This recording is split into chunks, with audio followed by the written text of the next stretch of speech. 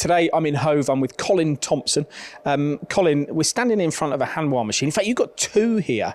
How many companies have got machines in stock at the moment, do you think? You're pretty privileged, aren't you? Yeah, very privileged. Due to a lot of work with hand wiring ourselves, we've managed to keep a steady flow of good quality, high volume sliding edge machines come through the factory, so it's all good. So you've got two here, but you've got another two on the wall, or just literally, so you've got four machines readily available to go. Yep, we've got 20 mils, 26 and 32s all ready to go.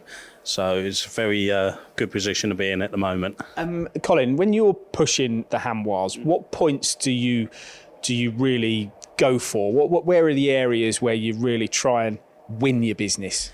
It's normally the flexibility of the machine, very user-friendly, powerful. Most of the machines are heavier in the class, heaviest in class.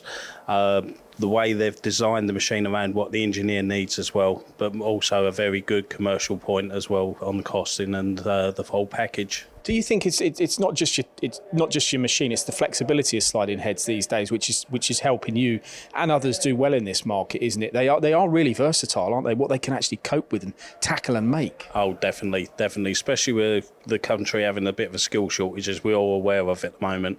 People are trying to get more parts off in one hit, complete, and leave the machine running unmanned, so you can utilise your skill levels elsewhere in your factory, and that's where the sliding heads with the hand wires in particular do win.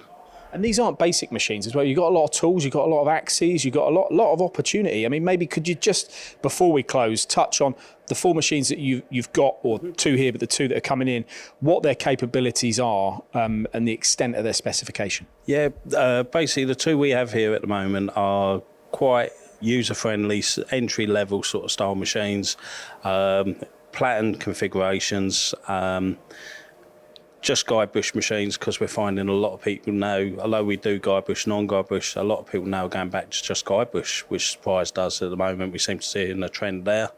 The two that are coming in have Y-axis on the sub-spindle tooling as well, B-axis as well. So you've got a lot of flexibility and a lot of there we can utilise on different types of jobs. So not just standard round turn parts, but mill jobs, anything we can get out of round bar basically. Okay, market all right for you at the moment since the Mac show? Exceptionally well, yeah. Okay, because it's not just these, is it? It's your Kitamuras. You've got some deals on Kitamuras coming through. You've got some Schmeck machines here.